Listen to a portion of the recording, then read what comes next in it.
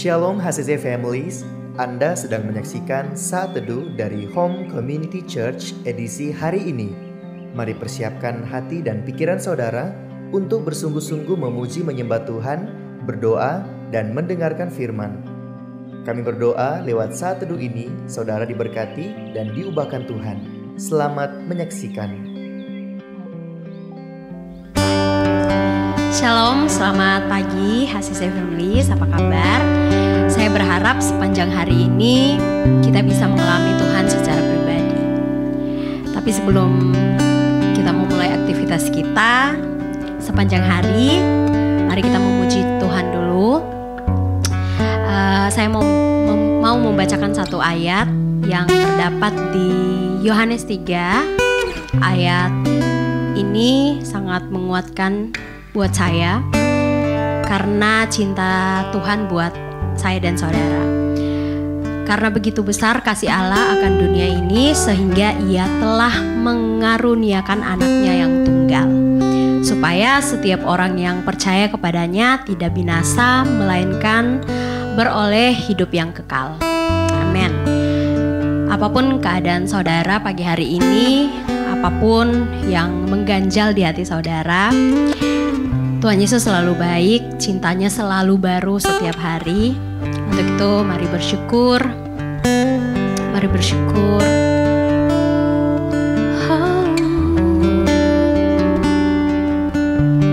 Mari nikmati Tuhan pagi hari ini. Sebab cintanya luar biasa. Engkau baik Tuhan. Terima kasih.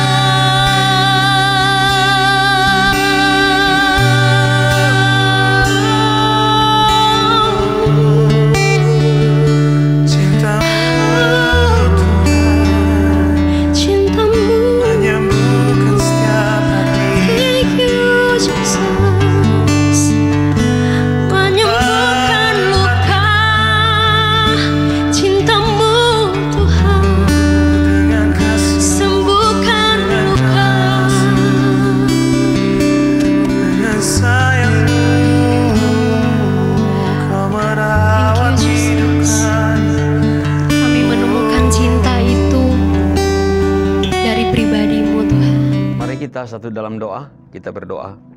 Bapa di surga, kami bersyukur Tuhan di pagi hari ini kami berada dalam keadaan yang baik. Kami boleh menikmati hari yang baru, nafas hidup yang baru. Kami masih sehat, kami masih kuat.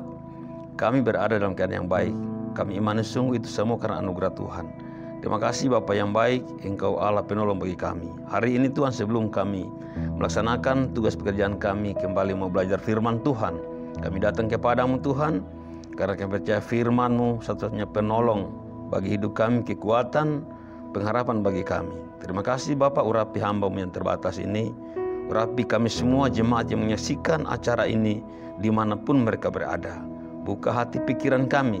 Roh Kudus yang baik akan selalu menolong kami, memberikan hikmat, memberi kekuatan untuk kami mengerti dan melakukan firman. Dalam nama Yesus dengan penuh sukacita kami sambut firman Tuhan. Haleluya. Amin. Salam Bapak dan Ibu, kekasih Tuhan, keluarga HCC yang diberkati Tuhan, jemaat yang ada di Luwuk ataupun saudara-saudara di Palu, bahkan dimanapun saudara-saudara kami sedang menyaksikan acara ini, simpatisan kami di mana saja berada. Mari kita bersyukur hari ini kita boleh menikmati hari yang baru, nafas hidup yang baru. Karena kita percaya, tak lain semua itu karena anugerah Tuhan. Tuhanlah yang menghantar kita sehingga di pagi hari ini kita semua dalam keadaan yang baik. Mari kita belajar firman Tuhan di dalam Kejadian 39 ayat 1 sampai 4. Tetap tema bulan ini adalah menjadi pengelola yang baik, menjadi pengelola yang benar. Mari kita baca firman Tuhan dalam Kejadian 39 ayat 1. Tetapi Tuhan menyertai Yusuf sehingga ia menjadi seorang yang selalu berhasil dalam pekerjaannya. Maka tinggallah ia di rumah tuannya orang Mesir itu. Dan saudara-saudara yang dikasih Tuhan, di sini dikatakan bahwa Yusuf selalu berhasil dalam pekerjaannya. Ayat yang pertama kita baca dari firman Tuhan ini. Ya, kita kenal siapa tokoh Alkitab ini. Yusuf adalah salah seorang yang menjadi penguasa di Mesir, yang tadinya hanya seorang pelayan, seorang hamba, bahkan seorang budak, tetapi dia menjadi penguasa di Mesir pada akhirnya. Nah, saudara, Bapak Ibu yang diberkati Tuhan, firman Tuhan berkata bahwa karena Tuhan menyertai Yusuf, maka ia selalu berhasil dalam pekerjaannya. Nah, saudara, di sini dikatakan bahwa karena Tuhan menyertai Yusuf, maka dia berhasil dalam pekerjaannya.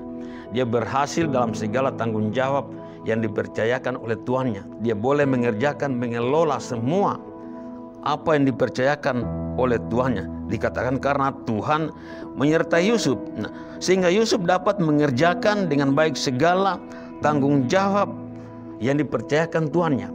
Tentu saja bagaimana dia mulai mendisiplinkan dirinya tentang waktu, bagaimana dia mengelola waktunya, bagaimana dia mengerjakan semua apa yang dipercayakan kepadanya, dikerjakan dengan baik.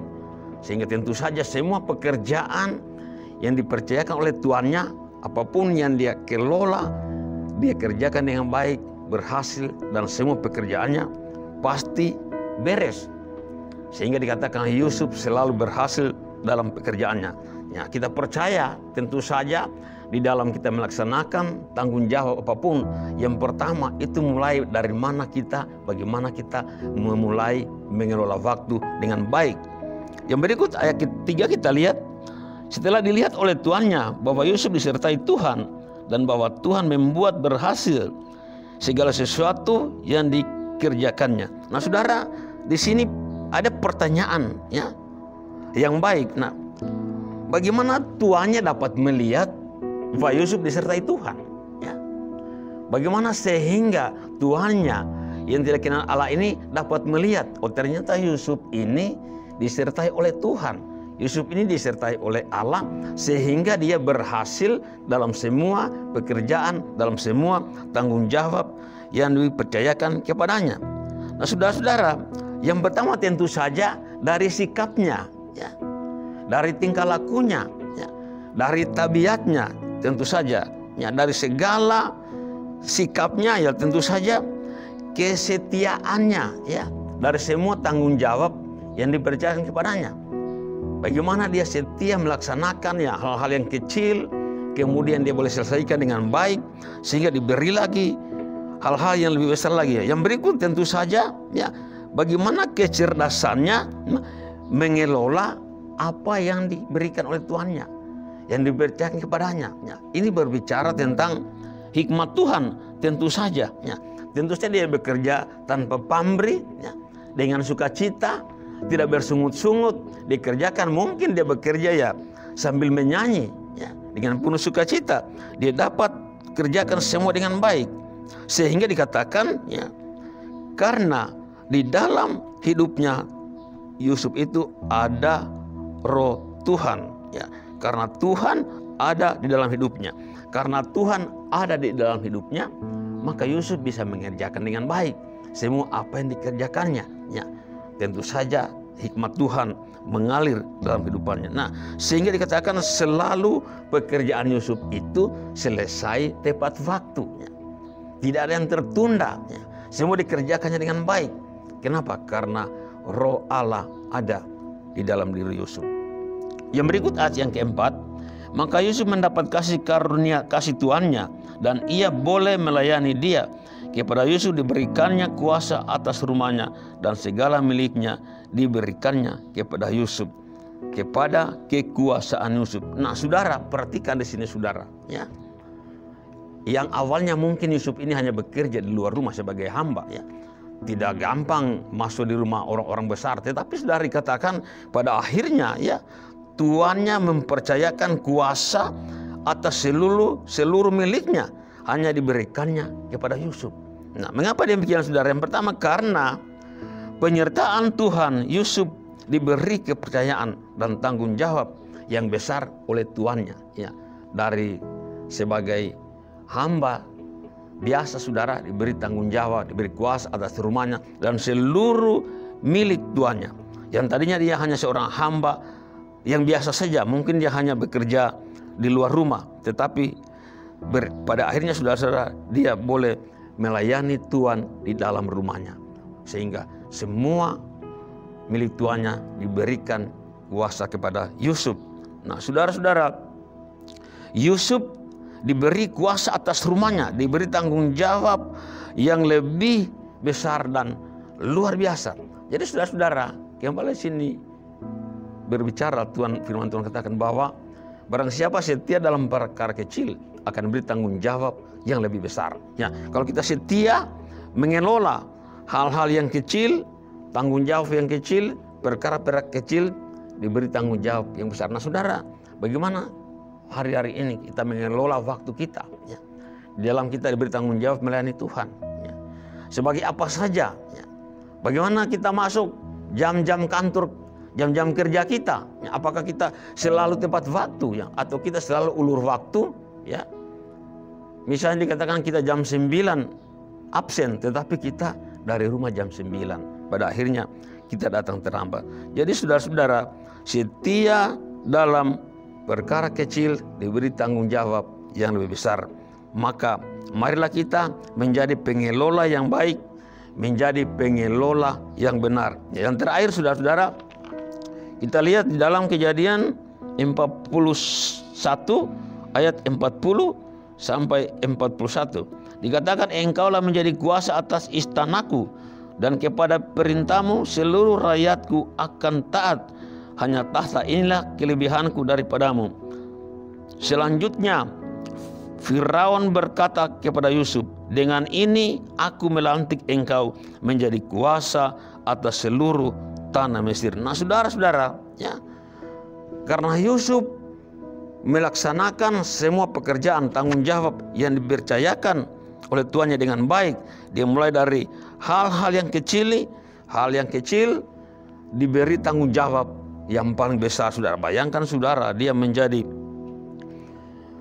penguasa atas Mesir. Yang tidak, saudara, dia ini hanya hamba seorang kepala istana Firaun, hamba seorang kepala istana Firaun, kepala istana Potifar. Saudara-saudara, pada akhirnya Firaun memberikan kuasa atas seluruh tanah Mesir, diangkat, dia naik level, saudara-saudara, ya, sangat luar biasa, menjadi penguasa atas seluruh tanah Mesir. Kemudian Kejadian 41 ayat 49, demikianlah Yusuf menimbun gandum seperti pasir di laut sangat banyak, sehingga orang berhenti menghitungnya karena memang terlalu banyak. Nah saudara, apa yang terjadi saudara-saudara, kita tahu peristiwanya. Bagaimana mimpinya Firaun ya diartikan oleh Yusuf.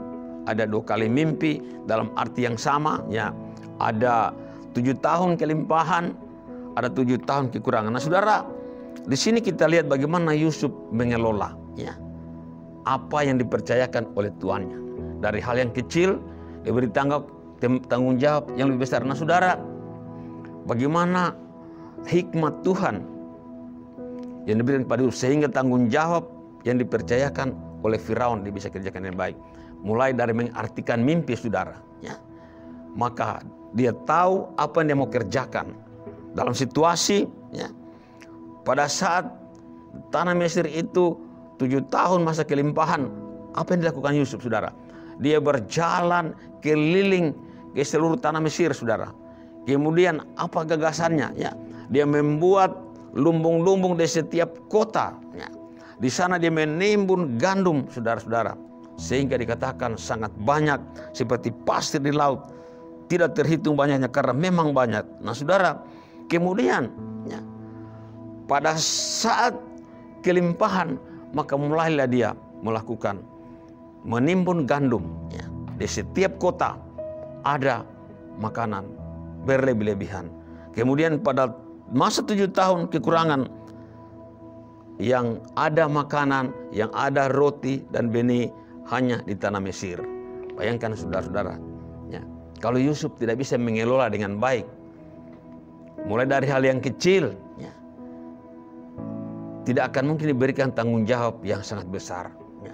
Sehingga pada saat seluruh bumi mengalami krisis pangan, krisis makanan, hanya di Mesir yang ada roti, hanya di Mesir yang ada benih saudara-saudara, hanya di Mesir.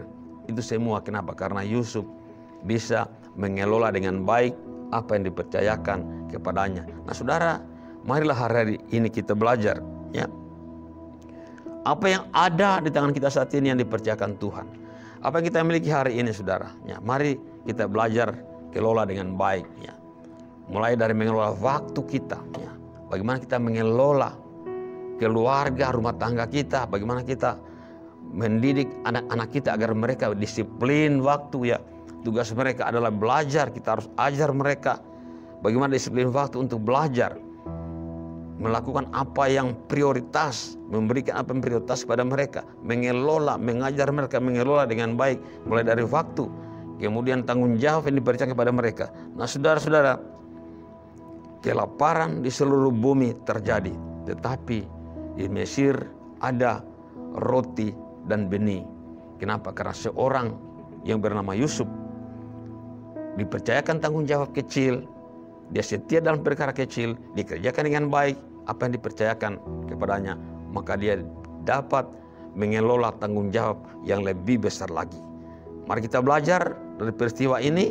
Hari ini kita memiliki 1 talenta atau 2 talenta atau 5, seperti peristiwa di dalam Matius 25.